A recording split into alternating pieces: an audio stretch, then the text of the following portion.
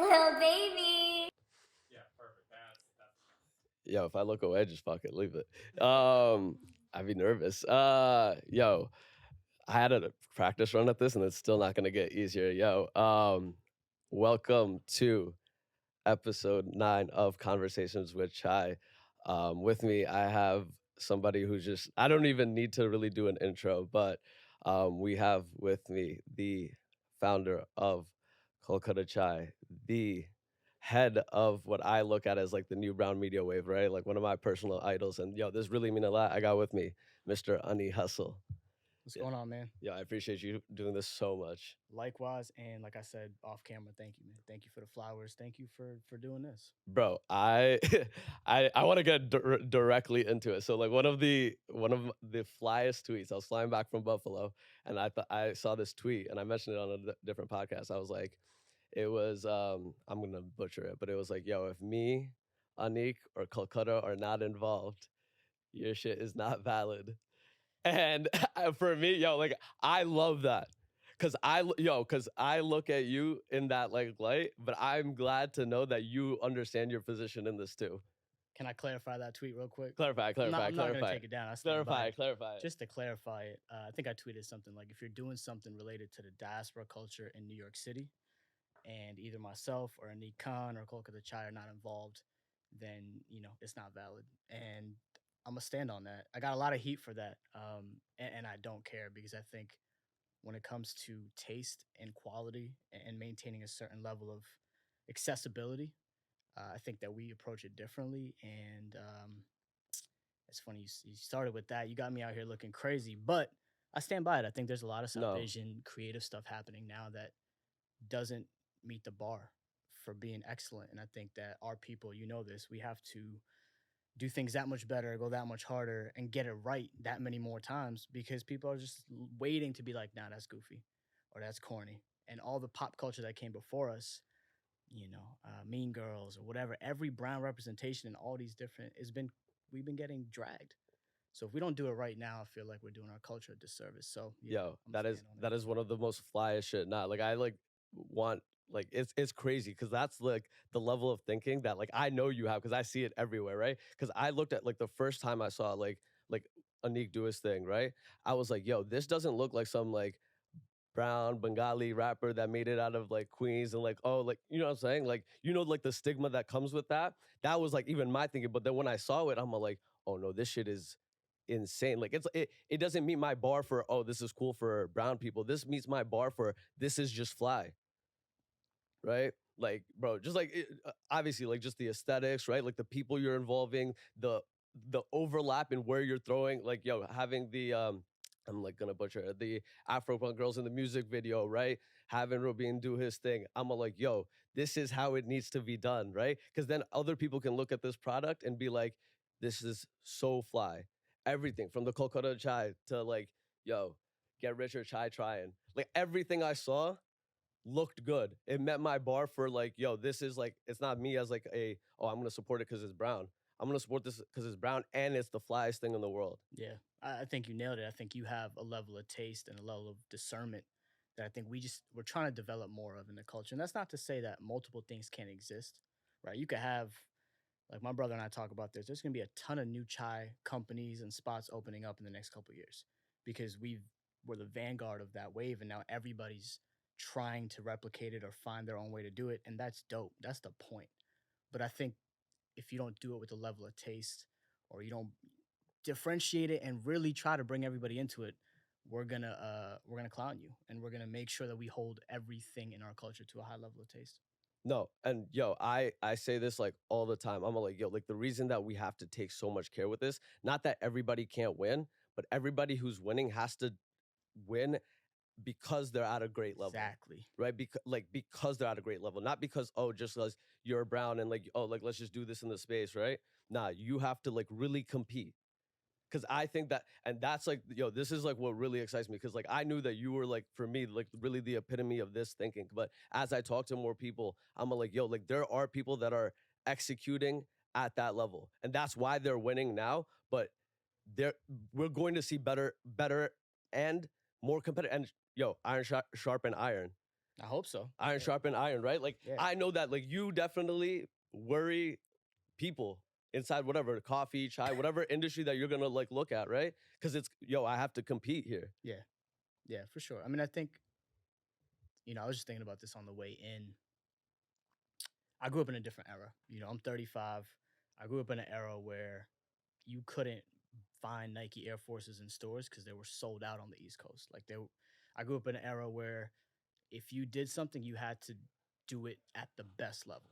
If you were getting fits off, it wasn't easy like it is today. If you were, I used to rap. I came up in hip hop culture, and if you were rapping, you had to be really good at what you did. Otherwise, you would get clowned, and you would not be able to. There was no way to hide behind a camera or a platform and kind of like make yourself look better than you are. And I think nowadays, a lot of people want to skip the steps, right? I want to look successful before I'm actually successful. And I think my era, or just me, I don't want to speak for everybody. We just put a lot of time into learning and understanding things before we jumped out and said anything. And I think we need a little bit more of that back in the game, like context.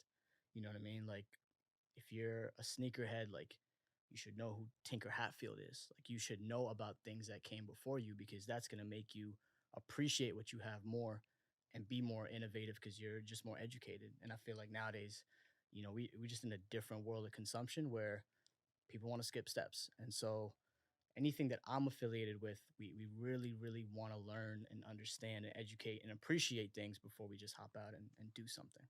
And I think like that's like the coolest thing for me when I see Kolkata like cross collab with so many like major brands. Like I had Punkti up here and she's like, yo, like she does business with you, right? Like I look at an Indo warehouse, they got a Kolkata chai thing going. And I think it's so important. And I know you understand your like position in that, right? And how important that is, right? Because like I look at it as that. I was like, yo, if Honey's touching it, it's probably solid product. And you know what? They've proved it too, right?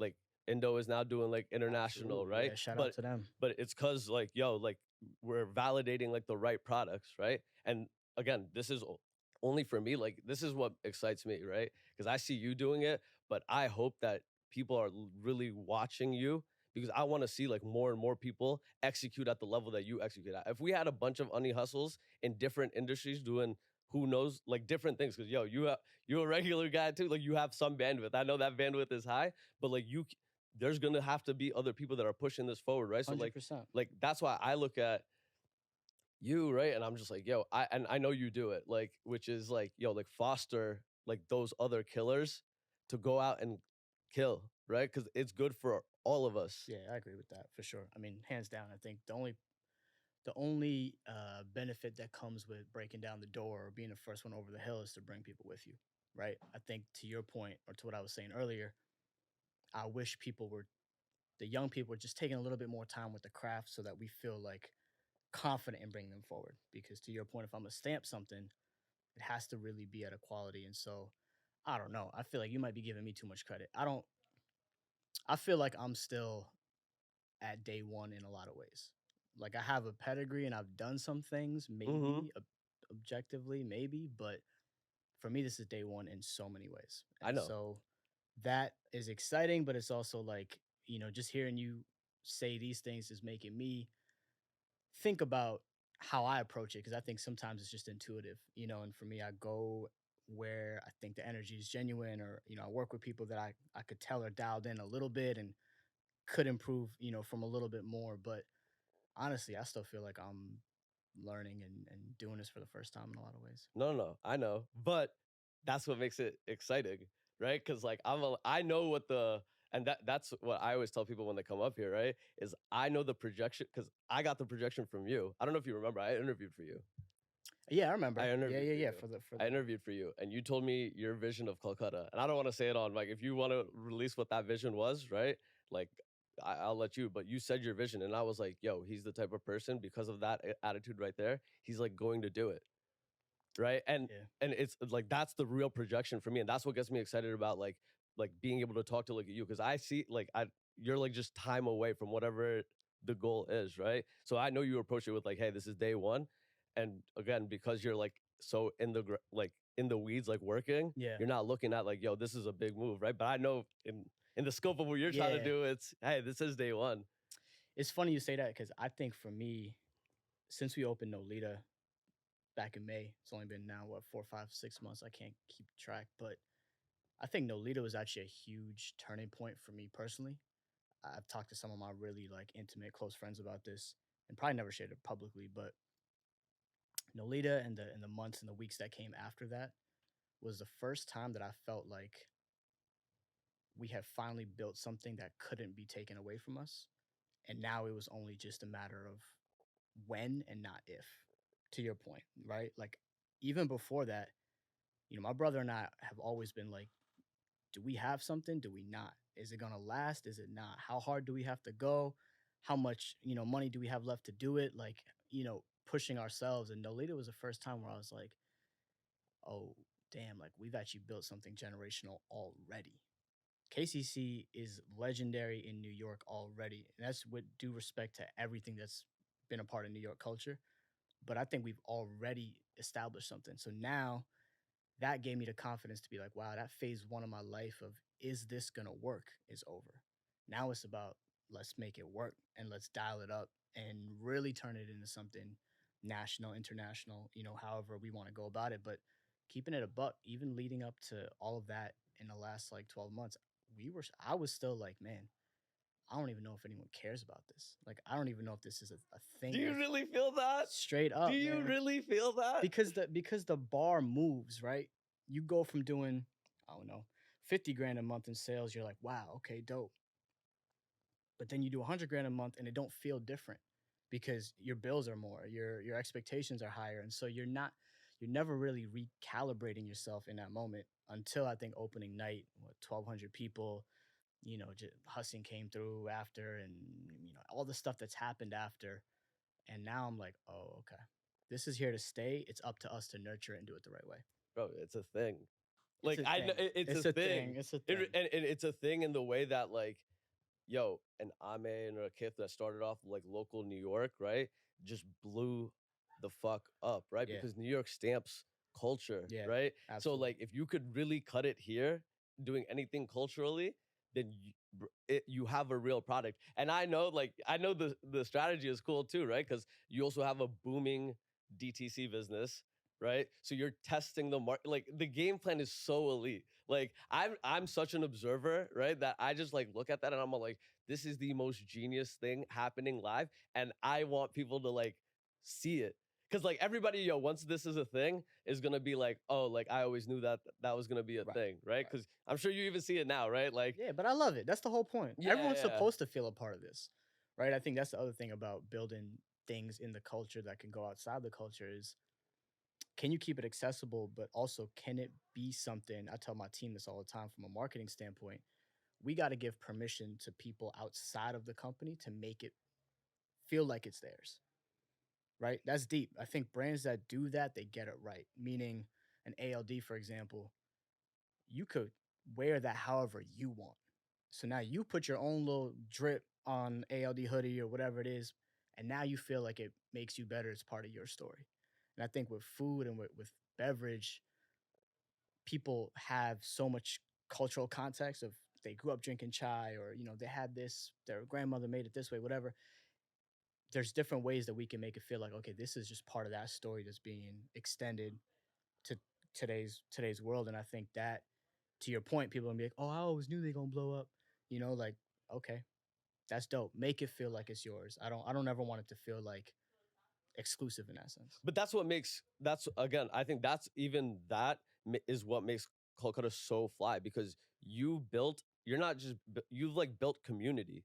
Like people really feel like a part of like that story. Like I know I feel like a part of that story, and that's not because I'm there every week like getting chai for this podcast, right? But it's like you've nurtured that a little bit, right? Like I don't know if that's like an intentional thing, but like the people who come, right, they feel like, yo, I have to go to this event, right? Bro, it's like free chai, right? But it's crazy, right? Like it's just a lot around the block because Yeah. they want to be a part of it. Yeah. I think opening night, what was it, 1,200 people in line. And I realized like this is not about chai. Because you could pull up any other day and get a chai, or a little 4-ounce free chai is not the reason why people are here, Yeah, right? To yeah. your point, I think that I think knew that, secretly, quote unquote, but I think that solidified it for me where I was like, oh, the brand has turned into something that everyone wants to feel like they can make their own. And now that opens up so much opportunity for us to do things, right? Whether it's music festivals, whether it's conferences, or whether it's events that extend outside of food. Those are things that I'm excited about. Not right now because I got to finish my breakfast, but I think in the future, the brand extends in a really cool way. But I think it's already kind of done that.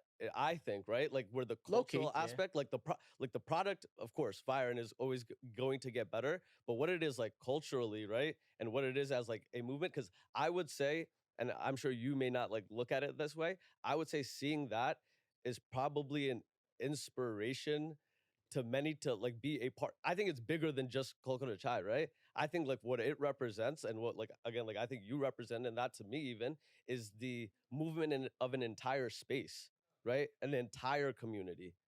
Like you're the reason like I feel like excited to see that because I'm all like, yo, this is somebody who's just gonna continue to execute. If we have like a couple more people doing their part in this, we don't know how big this is gonna be cross functionally. absolutely. Yeah. That, and I think also thinking outside the South Asian demographic, I think a big part of my approach, at least, and the people that I work with, there's a whole first generation immigrant experience that goes across the entire world, right? Whether you from the Middle East, from East Asia, from Africa, wherever you at, your parents came here, they started a life here, and now you've had to figure it out. And I think I want KCC to have that type of reach where you don't gotta be from a certain subcontinent to feel it. Hmm. You can relate to it being like, oh, this they got their mom on the block. Like I want that for my clothing store or my wellness brand or whatever it is. And that's where I always push my team to think about it like, yo, we're not just creating for a certain type of person. We're creating for everybody that wants to be a part of this narrative. And that's not everybody in the world, right? There's people that don't care about no first generation But it's a immigrant lot of the narrative, world. but it's a lot of it, and I think it gives us enough addressable market to really, monetize, to build, to cultivate, and to inspire. Bro, and you are inspiring. Like I think because one of the things that just like resonates with me a lot is because like you're somebody who's just like our stories are different, of course, right? But you're the eldest son of you had immigrant parents, right? Like that's me, right? So seeing you, I'm just like, oh, like this is what like this is like the responsibility, right? Not just for like you, right? But for everybody Yeah, that yo, I always look at it as like, yo, we got to do it for our parents. Fuck it, right? Like, yo, they came here just to like establish, right? But now I have to like, I think even like my parents don't even get the message of that. Like, yo, why do you want to do this, right? It's because, yo, I want to do this for y'all. yeah, Like, y'all came here and like y'all had to drive a cab, work a grocery store, work at the shoe store, whatever, right? But I don't necessarily have to do that, but I want to push this shit for us. right. I think there's an intersection of where you do something that makes your family proud and it's true to who you are. Hmm. That's a hard one to intersect that. You know what I mean? I think that's one thing that I give thanks for every day. Just like I'm so grateful that I found something that I love doing, building culture, and it just happens to be something that really brings my family together. And I've been sharing this more, but you know, the American dream, whatever, like for my family was an American nightmare at a certain point. Because we went through a lot of financial struggle and just health stuff and family back home and just generations of trauma in the family coming down, to your parents. And like my parents don't get along, they're beefing. And my brother and I are looking at each other like, yo, this can't be life. Like this is gonna be the story of our family in this country unless we take responsibility for changing that. So now I think, you know, the joy that my parents get from seeing what's happening and being a part of it. My mom is turned up on social media, you know what I mean? Like all her friends, I knew I just saw your sons on my ad, or I just drove by the cafe. I just did it, and it's like I could tell she's like, wow, my sons did something together that means so much to me, And I think that's the intersection. I think a lot of if you're building a business, like how do you build something that's honoring to your family, but also really true to you? I think yeah, we wanna big up our parents, but you could big up your parents working in a bank and making a ton of money. But if that doesn't fuel you and make you happy, then you're gonna feel drained, right? So I think it's that intersection that I'll advocate everyone try to like find what is that thing for them.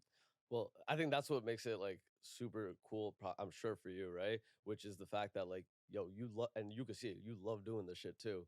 Like, I know that you're not just like, you know what I'm saying. Like when you do this, right?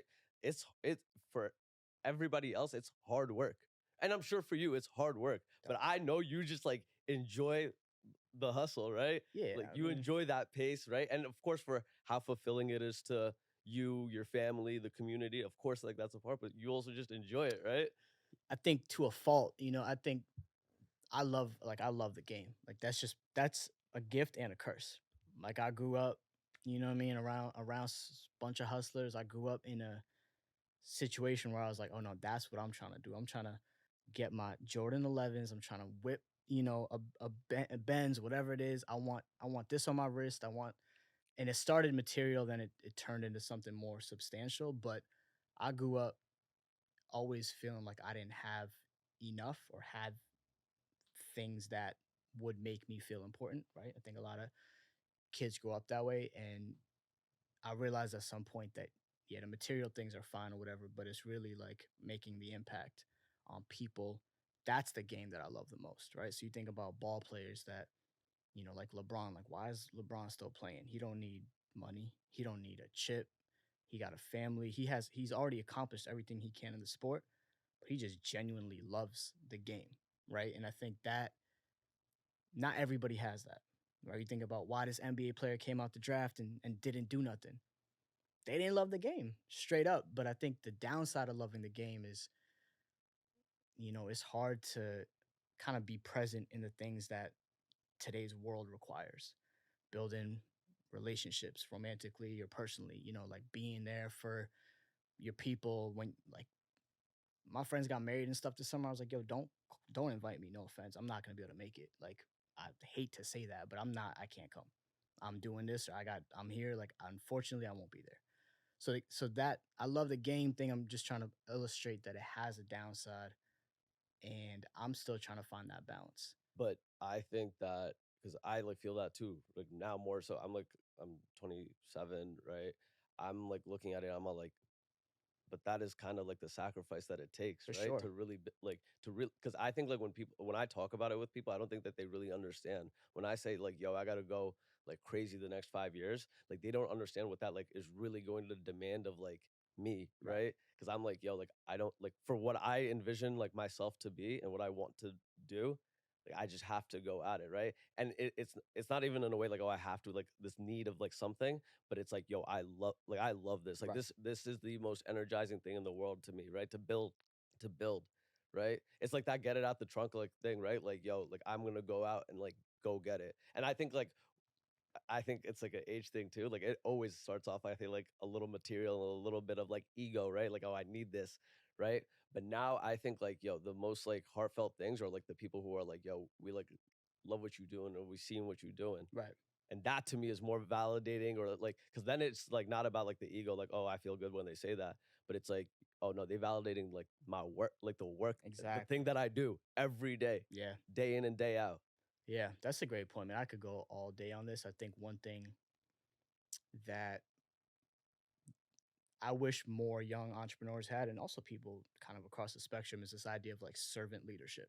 Like as a CEO, as a founder, as a business owner, you are a servant to your customers, to your team, to your investors, to the people that essentially create the ability for you to exist. And I think in this age we live in now, it's all about ego and it's all about who's going to stand on the platform the tallest, so to speak. And it doesn't work like that. Like 30 for 30 and all that corny shit respectfully is just not going to build the next generation of companies that matter. Yeah. That's not where it happens. Like I think that's something that, like you said, you mature and you realize and you understand it. But I think that's one thing that I'm really trying to drive home with, whoever I'm around, where I'm like, man, none of that matters. I pay 15 people's salaries for them to pay their rent, mortgage, food, vacations. Like that to me is gangster. Like that is what matters to me, That's right? so much more impactful, right? And so that's, I think, hard to execute in a time where we all want to look successful. right? And we just in a rush to post about what we did. And it's like, I don't know what it's going to take to rewire that thinking, kind of reprogram and think about it like, nah, that's not gangster. Like what's gangster is how many people you could touch, how many people that you can actually materially impact. And that when they speak about you, like, oh nah, he or she or they held me down. Like they are an honorable person that does X, Y, and Z. I think it gets harder and harder in today's world to know that that's the end goal instead of, oh, I want to be, you know, on a boat. But I think you're to your point, like I think you're doing that, right? Like I think just by like Trying. I think just by like who you are, because like the real ones will just like identify that that's what it takes and that's what it I got to do, and they'll just do it. And those are the long term winners, right? Like we see it, like everybody again back to the NBA analogy, right? Everybody come out the draft, everybody nice, right? But then Hmm. it's like, yo, the ones who are here 20 years in, still competing, those are the ones who are like, yo, this is what it takes. Right. This is the bar, Yeah. right? And I think like when just you, the way that you move around, the way you conduct business is doing that because I see it. I'm all Thank like, you, oh, man. like that's somebody who's like, yo, we do completely different things, but it's like, yo, that's somebody who's like really building at like a high level, and that's what it takes. I appreciate that, man. I gotta also say, like, I've made mistakes. You know what I mean? I think that's one thing people be on pods and acting like they, are perfect. Like I've made mistakes. I've tried to treat everybody with a high level of respect, but I've definitely made mistakes. And um, I think now my brother and I are just so dialed in on knowing kind of what the future can be if we keep to this intentionality and this level of just building and being servants to the people that we, serve, quote unquote. Like that's so exciting to me that I don't mind. Like my brother and I are not the highest paid people in our company. Like that I take pride in sharing that because that's not what we're building for. You know what I mean? Like, yeah, we retain equity and we have creative value in what we've built, but I think there's this layer of how can I be a servant for the people that, get allow us to do what we do. I think that is I don't know, chop this up, soundbite this, so that young people understand like this is what we should be building for. But that exactly is what it takes, right? Because that right there, think about it. You could have easily, like, on a very tangible level for people who are like listening, right? And he could have taken whatever the amount is, right? And added to his salary. But you know what that means? That he can't get the next employee that's gonna push this a little bit further or help him push it a little bit further, right? And like some of y'all just not ready to make that sacrifice, right? And like because back to things, it's ego games, right? It's like what number is in my bank account, bro. That shit don't matter. You know how much I'm like, you know how much I be spending on this? It don't matter, right? Yeah. Because like what I'm building is again like that's how I have to like look at it, right? Because it's like, yo, for the things that I'm trying to build, right? These are the sacrifices that it's going to take. Yeah, for sure. And it's intoxicating, man. We live in an environment now where you could go out, raise a couple $1 million for a company, um, you know, get into an office or do something fancy, buy yourself something that, and that's a high. People get addicted to that. How many, stories do we hear about founders, acting improperly and just blowing money, not illegally, but definitely like, not carefully. It's that level of discipline. It's like, oh, okay, no, this is not about me. It's never been about me. And this is about, I don't know. For us, it's obvious who it's about, but um people don't want to be uncomfortable, man. You know this. Like don't one actually wants to be uncomfortable. There's a J line. What is that whole line that he has? Man, I can't. Name the Hove bar. Yeah, this is like There's so many I Hove do this in bars. my everyday routine too much. He said something I'm gonna butcher, but he basically said like, "You think I work this hard just to stay the same?" Stay the same. You know what I mean? And I never butcher whole bars as a 101. But he basically just was like, "Yo, why would I work this hard to be the same person?" You know what I mean? And I think that growth is uncomfortable, change is uncomfortable, but in this life, it's mandatory. You know, it's so funny. Hove basically said like, "Yo, like I gave all the game away in the music, right?" And he really did. And like, it's crazy. Like people like that bar, right? Then the bar, it's like, yo, my uncle said I wouldn't sell a million records. I must have sold a million records about a million times, right? That yo, like creators, founders, builders, right? Like that's what it takes, right? That level of like, yo, like they don't even think I could do this. I think, Like, yeah, if Jay-Z didn't exist, I don't know if I would exist. Real spill. Shout out to my parents, shout out to everybody else that got me here. But if Jay did not literally build the blueprint, I don't think I don't think I would have seen it as early as I did. Maybe I would have got here, but that, to your point, to what he said in the interview, all of it is in the music. And I think I was just thinking about this the other day where music feels different to me now because music has no longer been about educating or sharing knowledge and learning. It's now a reflection of lifestyle or, meant to be this thing. And I haven't learned nothing new from music in so long. And that used to be my primary sense of education. Like I never went to business school. I got no MBA. I don't have nothing. Like I listened to Jay-Z and I read a lot of books and I got here. Like yeah. music no longer does that, right? So I think that's something that I think about a lot. Like, damn, I would say the last album for me that like really, really did that was probably like Nipsey's. Like which from one? Victory Lap? yeah. Yeah, I mean, Nip was from that cloth. Yeah, he was cut You know from what I that mean? cloth, right? Yeah. And like I think like there's so much like game out there, and like that's the thing. Like all of this game is out there. Like you can go watch an Ani Hustle, right? Like do exactly what he does, and you could track it, right?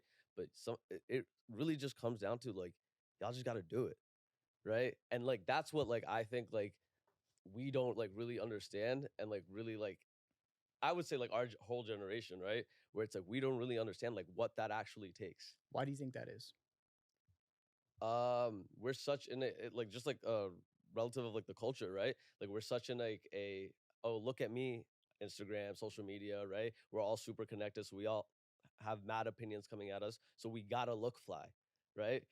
But they don't understand. Like I even say this like now, right?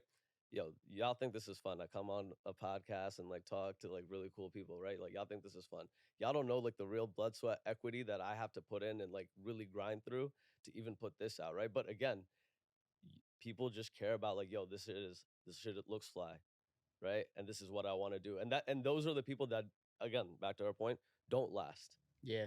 Back But to the Hove bar. People want to emulate the end result. They don't want to emulate the process, right? So it looks fly, right? But there's a lot going on behind the scenes, and I don't know. I feel like young people. I don't know how to say it, man. I feel like there's yo, I'm gonna challenge you on something though. Like, and this is like give not it to me. this is not even like it's not even your responsibility, and I feel even like weird asking, right? But I feel like you and I'm you do right, like an active role in kind of like breeding that.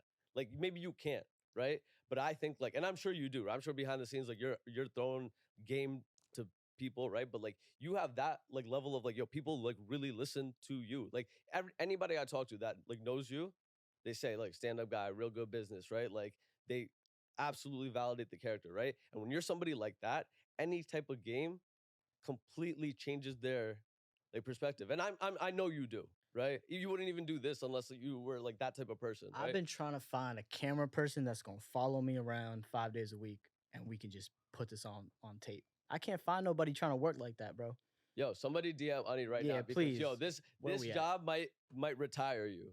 I'm telling you. I listen. I changed a couple lives respectfully, but I think I've been thinking about that a lot. Where to me, social media is almost like a diary and a journal of kind of what I'm dealing with. And so years from now, if I look back, I'll be like, oh my god, I completely forgot that happened. Um, and I look back. That's why I document so much of just the little things. Like I literally, my social media is me leaving the office at 11 o'clock at night and turning the lights off and telling people what I'm thinking. Like it's not exciting, but to me, it's stamping that moment, being like, damn, the fourth night this week that you left the office at 11 o'clock. Now watch what happens next quarter, right? Because of the stuff This that stuff. the y- stuff now. You get to see it. Like you're the first person to know that about your business before it goes. But nobody wants to. I'm trying to find a way where I could just have the camera running. But it's hard, man. Somebody DM Ani and get this job. I'm serious. Like, no, like, uh, and Holla at me. I think that that's what makes like back to like kind of to bring it back to what we were talking about before. That's what makes people kind of feel a part of it. Because For sure. like I see like the work that you are really putting in like live, right? Because all these like yo, let's just go through the list, right? Don't do Boba it. guys, Equinox, Equinox. Equinox, right? Every single collab. You think that shit just happens overnight? You think somebody's just pressing go and clicking a button? Like people don't realize. I see it and I'm just like, oh, like, yo, this is so exciting because I know it's getting built. Because what, you're working that hard to just suck? No, right? Yeah. Like you're putting hours, you're putting your life, and back to the sacrifice point, you're sacrificing real things for this. Yeah, it's me and it's the whole team though, right? It's not just about me. Obviously I lead, I set the tone, but I think that's another thing I think that we could share about what it really takes is it's impossible to do it alone. And I think that I had a really bad business breakup when I was in my early to mid 20s. I don't think I've talked about it publicly, but I'm happy to. I used to be in a hip hop group. I used to manage a group. I used to rap. I used to executive produce. I went on tour with Wiz Khalifa when I was 21 years old. His agent called my phone when I was in the middle of accounting, and I was like, I might drop out today. I lived this whole life before kind of this phase of my life, and music to me was, the way to again tell this first generation story and bring it all together. And I did that business, quote unquote, with two of my closest friends. We traveled the world together. We lived in Japan. Went to India. We toured the country, whatever. Made money a little bit, but just made a ton of memories. Built a lot of brand equity in what we were doing. And when I was 26 ish, it just all fell apart. Like I would say, not everybody was on the same page with what it was going to take to get to that next level, and there's just a lot of like instability in people's behaviors for us to be successful. I was like, if I'm doing this 12 hours a day, why are you doing this 3 hours a day or 4 hours a day? It's not, we weren't on the same page as a unit, and I lost a ton of money. I lost what I thought at that time was I lost a lot of time. I lost those relationships, which really hurt. Like I fell out with my homies, and I don't really, it's nothing personal now. It's just we haven't really ever resolved it, and that where was I going with all this? The reason that hurt me so much was I was like, damn, I tried to do it with people and it didn't work. Let me try to do it myself now. And I went on this tear as a freelancer and building an agency, and it was just kind of like all about me for a period. And then I was like, nah, I can't do this by myself. And that's when my brother and I got together and we built our first business, which was a creative and marketing agency.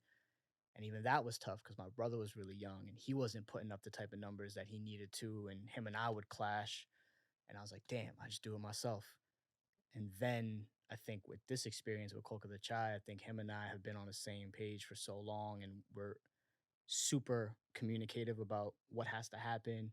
We go to therapy individually, we go to therapy together. Like we really intentional on building this together. And I think now I realize like, yeah, it's doing it alone is really hard. And I think a lot of young people, again, you want to be the only one on that Fast Company cover. But I think it's gangster when you do it with other people, and you need to embrace the fact that it takes a tribe to build something. Yeah, no, absolutely. I look at every single person who has like, I've had so many people since I like launched, like just say like, oh, I have a podcast, whatever. And I look at that as like, yo, like I gotta assist y'all and y'all gotta assist me because we gotta build this together. Cause like even though like I don't it doesn't matter if I'm like a star, right? It doesn't matter if you a star. Cause if the space isn't like popping, who Right. gives a fuck? For sure. But I think what the point that you're making, and I think I'm sure you've reflected on it and like went over it in therapy, is that the what you took from that was that hey, whoever is building this with me has to believe in the same exact vision, You got to be on the same page. the same exact vision. Yeah. You have to understand what it is you're building, and sometimes it's easier to do that as an individual, right? Because it's Yeah. like nobody else is going to get this, and Yep. usually and it's really tough to find people who also get it. Absolutely. And one, not advice, but one piece of, I guess, just whatever, a reference point for that is sometimes everyone might not get it from day one, but a good leader is going to know how to communicate it and either get people to buy in or be able to compromise on certain things and get people on board and build something bigger than themselves. So it's deep. I think that's one thing people ask me like, "Oh, what's changed the most in these like last 2 or 3 years?" For me, leading a team of whatever 15 or whatever it is today, that's been really challenging.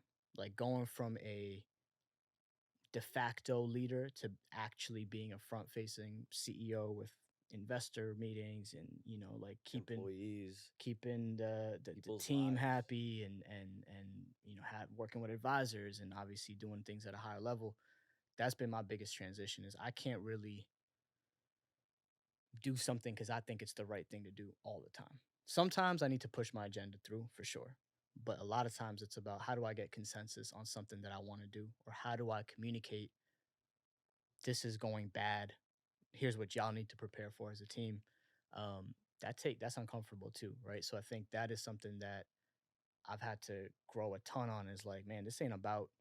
It's not even about me, my brother, and a couple other people in the mix. This is about an entire ecosystem of people. So, yeah, leadership is hard, and I think again, it's like an ego thing, right? It's removing your ego and figuring out what's best for the business. But I think that's the quickest way to get people to believe in the vision, right? Because when you're willing to sacrifice self for this thing, they're then willing. Because if you're not sacrificing self, Right. why would they sacrifice self for you?